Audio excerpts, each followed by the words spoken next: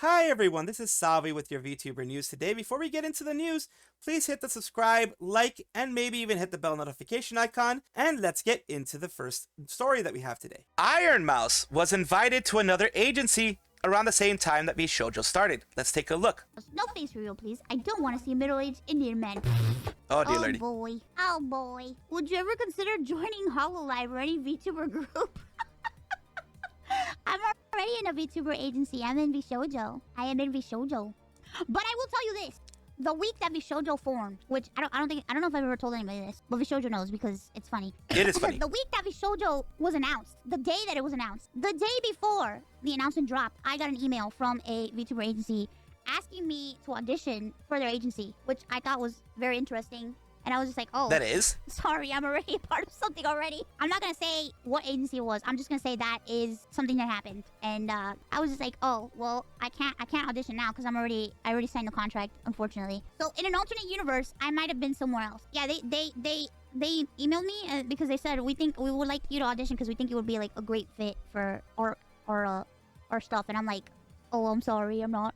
I'm not indie anymore, sorry. Wait, so did VShojo create the name Ironmouse or was that before? No, Ironmouse is my name. This happened when VShojo came about, like the day that VShojo was announced. So in 2020, was it 2021? In 2021, I got invited to audition. And the next day, the VShojo announcement was dropping. So I was like, no, I can't. Yeah, the end of 2020, that's when, holy shit, it's even older than I thought.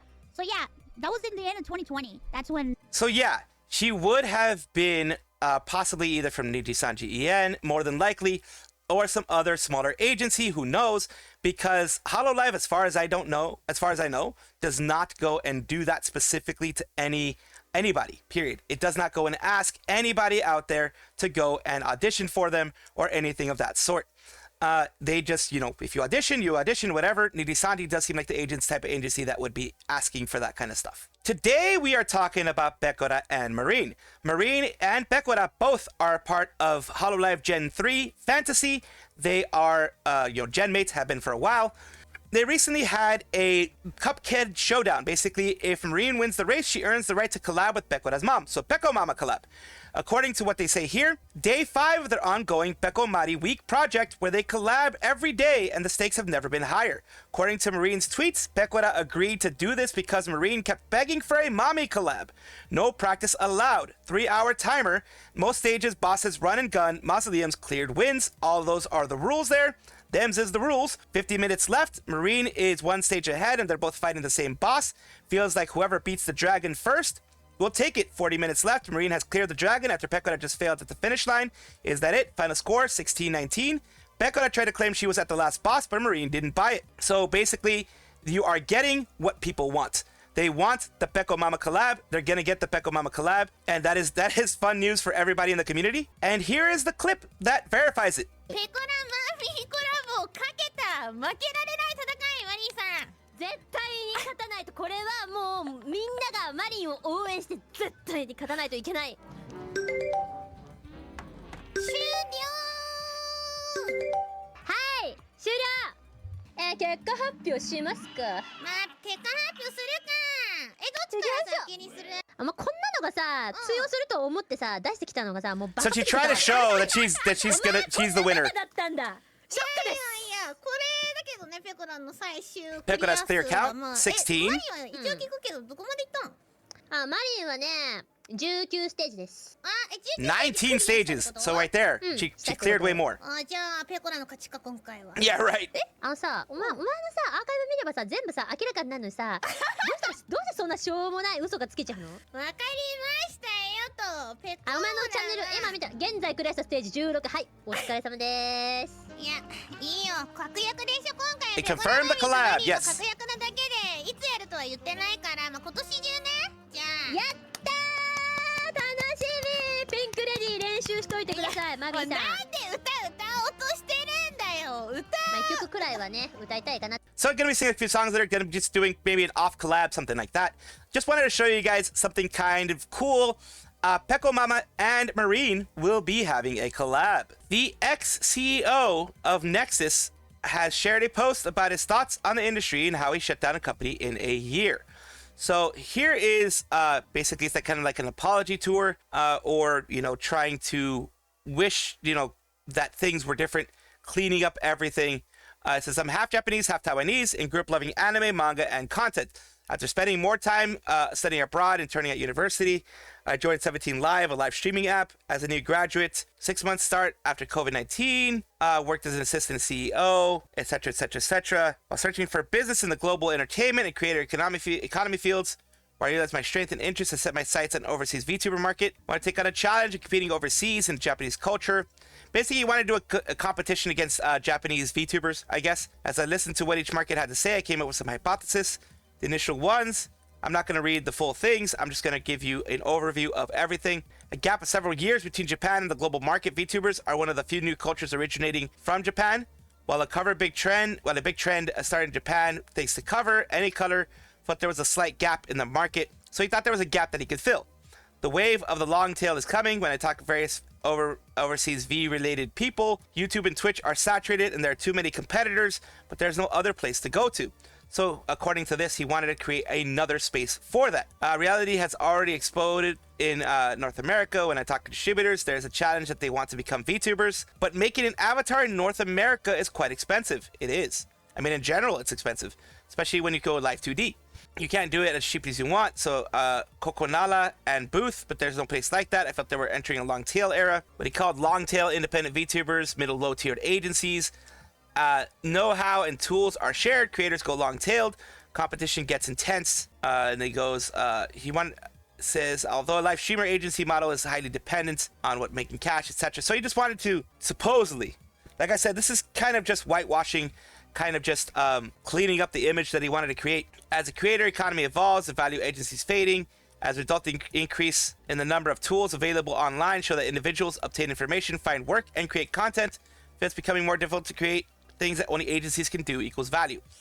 So he says, I saw many agencies were only named management. Strongly felt that I never wanted to be in such an exploitative state. Yet he created an exploitative model, in my opinion. The model where he just wanted to exploit the best people out there. Where he just wanted to have the best people out there. He wanted to give, supposedly everyone a chance. But he himself said that the best people were the ones that are going to be getting support. The best people were the ones that were going to be getting the money, pretty much. Others were still going to be in there, but the best people were going to be getting their stuff. Again, I'm not going to go too far into it. Other agencies to like live streamer agencies in North America, there are almost no agencies in the VTuber industry that have more than 10 talents. So we can persuasively manage a large number of talents. The meaning of agencies in Japan. This is, of course, a note.com/translated note. That's why it has all that stuff pop up. So yeah, he's just trying to clean things up. He wanted to do the academia project, which is a place like a school where people want to become VTubers and aim to join an agency like My Hero Academia. They can learn from each other, compete with each other, offer regular lectures, common assets, incentives as bonuses. And on the other hand, we have invite talents to join us under the premise that there will be almost no management of individuals. While that can be a good thing, nobody to get in your way of any of your creative freedoms, etc., etc. Also, there are many people who get into agencies because of the management. Because they want to be managed, because they want that extra bit of knowledge that the manager should have, that the agency should have. Academia project is good in the main idea, but it became a battle royale, pretty much. So that became the big issue. And of course, he spends a lot of time trying to whitewash this thing. Launchpad for next generation VTubers. The initial launch, they wanted to hire American staff, contact people to quickly build relationship with anyone I met for the first time. Concept of the talent's reaction was positive. People were excited about it. I'm not gonna lie. People were very excited about it. They're like, oh, this is something new. This is a new competitor to the old guard when it comes to, VTubing, when it comes to, Twitch and YouTube. Didn't end up going out that way, unfortunately. It ended up being, like I said, very much a heavily competitive, worse than an agency type of thing, where it became a battle royale. It became known as a battle royale, even though it wasn't meant as that. It was meant as, an academia type of thing where, of course, when you are at the top, you get recognized for it. But the difference was the people at the top were the ones getting the support. When you said no management, you meant no management except for the people at the top.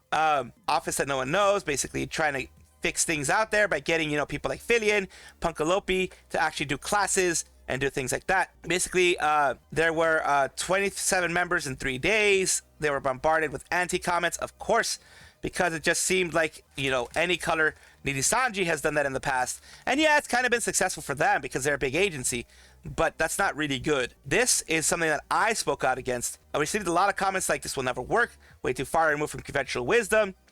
Why would they do something so reckless? And who is this stupid founder? Understood they may not understand, as a lot of talents from unknown agencies are debuting on unknown platforms. They're hurting heartless comments at the talents. No. Here's where he's messed up. Here's where he messed up. Never, ever, ever were they at the talents. Never was it at the talents. I always said, I hope it works for the talents themselves, but this is very bad because it's not giving each talent the time and the effort and the push that normally happens in an agency where you have maybe 3 to 5. That gives more support to each talent. When you have 27 talents popping up, you do not support them, but I guess, like I said before, that's what he wanted. Never was it at the talents, dude. It was always at you. The hate comments, the anti things, the not necessarily fully hate, but the dislike of what you're doing was at you and the company, never at the talents. At least from my end, it was never at the talents. And of course, he goes against drama tubers, gossip scandals. We all fell prey to them. Talents debut, various drama tubers dug up my LinkedIn. I didn't do that. Twitter, and even my past company information. I just went on what was around. If other people dug it up, I saw it. But lost my emotions while watching them criticize me, misunderstanding, misinterpretations. What I did, my mind wouldn't work at all, so I canceled all the MTG and stayed in a sauna near my house for about 5 hours. That's a long time in a sauna, dude. You shouldn't do that. I'm going to be ending this soon. So debut stream will start next day. I apologize to talent and told myself, team and talent, just do my best without thinking about unnecessary things. VTuber agency debuted with 27 talents all at once. Is this good or bad? Both concerned and intrigued. So he also went on about Merriweather. He wanted to clear up the misunderstandings, but he went and did it in the wrong way. Merriweather did the same thing that we all did, except he's a much bigger platform, so he made sure to be, very respectful in the way that he did things. But yeah, he got a lot of hate, and he didn't respond properly. There was some success that happened. The office couldn't continue. He says, envy and temptation to other platforms. Why don't you stream on YouTube? Why don't you stream on Twitch? They couldn't encourage commitment because of the way that they were, pretty much. You can't afford streaming times. It's just basically attitudes towards mental health, increase in staff costs, things like that, accelerating departure. He basically going through everything and how everything happened. It's an interesting read, but I'm not going to go over everything. I've already gone way too long. It's been too long in the tooth in this one. And he wants to say that they didn't do AI because I believe AnyLive was going to do AI stuff, but Nexus didn't, according to him. And the spiral continued negatively, and it went bad for him. So he's not doing it anymore. Nexus is done. By now, Nexus is already done. The Nexus VTubers, though, are continuing on and doing their own thing. So, of course, if you do find them, of course, support them as much as you can. They went through an interesting phase that I honestly wouldn't wish on others, because that kind of no support, high competition thing, you already have enough of it in the indie sphere. Why make that into a company? I don't know. Matara talks about why she didn't do membership streams in her past life and why membership streams can be a problem. Now, this isn't necessarily a dig at Nijisanji or the past life that she had there. This is more about her being responsible with her emotions, her understanding what her emotions could bring into other people, and, how it could affect her community, and her kind of not wanting to affect that. So before we go into this, of course, this is phrased in a way that may seem like she is taking a dig at Nijisanji. Matara seems to be the type to want to stay out of drama, so this is not necessarily a dig at it, just kind of explaining why she didn't do membership streams in the past. So let's take a look. I've done member streams before, I know. One of the reasons in my past life that I didn't do too many member streams is, I know that there were most likely people online that were like, she doesn't do member streams because she hates her members. No, the reason I didn't do member streams was because I knew that if I did, I would cry my eyes out. And I know this from my other coworkers in the past place who would just do a member stream, cry their eyes out, say a bunch of stuff that they regretted saying out loud, and then delete the member. And believe it or not, I had a point of contention about that before with somebody where I know that in the past, there had been some of my old coworkers that did member streams, and then while they were in a bad mood, complained about me, and then later deleted it, messaged me, regretted it, and apologized, and all that stuff. But it doesn't matter, because in the viewer's mind, I am now bad, and I did bad thing, and I made their streamer cry. Even though they then are like, oh my God, I was really emotional, I shouldn't have done that. And that's why later, I think if you look down the line, those people went out of their way to be more defensive of me, be kinder. So member and all that kind of stuff streams really, really, really make it so you're so likely to spill the beans. You're so likely to And realistically, in the moment, everything's so dramatic and everything really hurts, right? But eventually, you kind of realize like, oh, it's not a big deal. But it has, I've had a lot of soured feelings with people in the past because of things that were said in a private stream that then later I was like, man, why'd you say that? That's kind of and even if then they tell their audience, hey, you know, I don't actually hate her and she's actually not bad, I was just in a bad moment, it still is something that like your audience really clings to. So I definitely is something that I want to be careful with. Don't get me wrong, everybody's allowed to do member streams, everybody's allowed to be as parasocial and as using their audience as a crutch or not. You can do whatever you want. I just know myself, I don't want to necessarily like use you as a way to just like dump everything in my life, because I am somebody that will say things that I'll then regret, you know? I will say things that I will regret because. And that is the thing that I want to push with this. It's not her, you know, throwing shade at anybody in Nijisanji. That's why she didn't mention the names. That's why she didn't mention her names of the past place. There are times when people say a lot in their membership streams, and that has happened, that has leaked, like IMR recently and things like that. And she understands the responsibility behind saying those things, the responsibility behind whenever she has those weak moments, and she doesn't want to create hate, to create drama, to create any kind of aggression towards another VTuber that maybe she has an issue with at the moment. Maybe they're having a little bit of infighting, whatever. You know, they said something that she didn't like, etc., etc. She doesn't want any of that to happen. That's not saying it is happening. Of course, I don't want you to take these things out of context. I'm not saying that she's saying things like this are happening. But if they ever do, like she said in the past, people had issues with her, you know, said things about her in a membership stream, and then people started hating her in her past life. So that is an issue that she does not want to create. She doesn't want to do that to any of her friends in VShojo or anyone in any other agency. And that is very, very mature of her and very, very responsible of her to be. Of course, she doesn't judge anyone for doing those things, but she herself doesn't want to do it. Sock's VTuber agency is created by Flork, and of course, Flork of Cows here, as you can see, this person is the one who created it. They are doing a great job. They've gotten Yomi Quinley recently, and they are also doing a application now open. You have from now until the 15th February to complete your application. Please do not reach out to staff regarding your application. It will result in an immediate disqualification. They have the Google form. They are looking also for males are also very welcome here. In this case, leaving it open to males and females, leaving it open to anyone who really wants to be a part of it. I like that because, of course, yes, it is very safe to use women as or female presenting as your VTubers, as your employees, etc., because it tends to go better. You get more popularity. You grow a lot faster because males do grow fast, as you know, others have shown. Freaking Kuzuha and others have shown that yes, males can grow fast if, you know, supported correctly. Even Hollow Stars and such, you can see they can grow with good support, but it is hard. It is not easy. And I'm glad that there's an agency out there that is taking that little bit of a risk and allowing males to actually go and try to become a part of another agency. So, of course, I wish them the best of luck. I wish anyone and everyone who ends up applying the best of luck. Ina did some art for Suisei for the Budokan After Talk stream, calling her my dear Inanis after she used it. And let's see what some of the community has to say about this. It's very, very cute. This was the After Talk.